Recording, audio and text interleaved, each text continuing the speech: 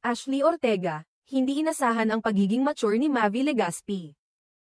Inusisa ni Kapuso Sparkle artist Ashley Ortega ang mga tamang impresyon na mayroon siya tungkol kay Mavi Legaspi. Pati na rin ang mga maling akala na naisip niya tungkol dito bago pa sila magkarelasyon. Sa pinakahuling episode ng Fast Talk with Boy Abunda, na ipinalabas noong Lunes ika-10 ng Pebrero. Ibinahagi ni Ashley ang kanyang mga saloobin at pagninilay hinggil sa kanilang relasyon. Ayon kay Ashley, noong una, inisip niyang hindi magtutugma ang kanilang maturity ni Mavi. Lalo na't siya ay 3 taon na mas matanda kaysa kay Mavi. I thought before hindi niya ma-match yung maturity ko.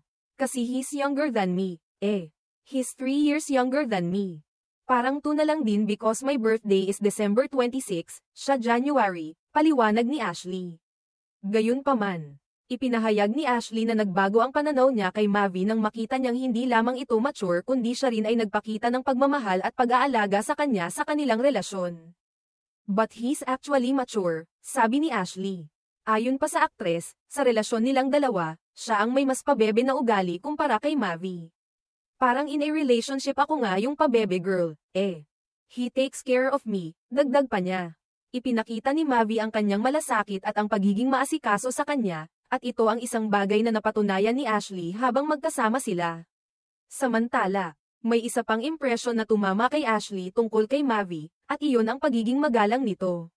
Ayon kay Ashley, bukod sa pagiging mature, talagang nakikita niyang may magandang pagpapalaki si Mavi at ito ay makikita sa kanyang mga asal at pakikitungo sa ibang tao.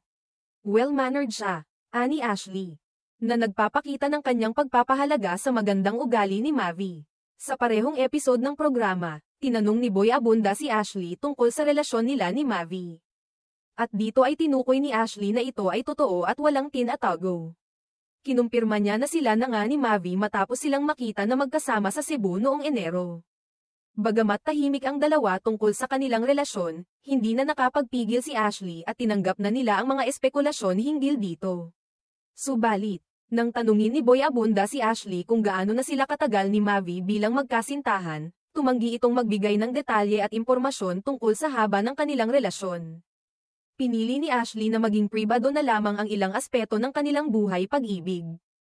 At hindi siya nagbigay ng mga tiyak na sagot hinggil dito, nagpatuloy ang usapan kung saan si Ashley ay nagsalita tungkol sa kanilang relasyon at ang mga bagay na naging dahilan ng kanilang pagiging malapit at matatag. Ipinakita ni Ashley na sa kabila ng kanilang pagkakaiba sa edad at ilang aspeto ng buhay, natutunan nilang magkasama at magtulungan upang magtagumpay sa kanilang relasyon, bagamat hindi gaanong inilabas ni Ashley ang detalye ng kanilang relasyon. Maligaya siya sa kasalukuyan nilang estado at ipinagpapasalamat niya ang pagmamahal at pag-aalaga na natamo niya mula kay Mavi.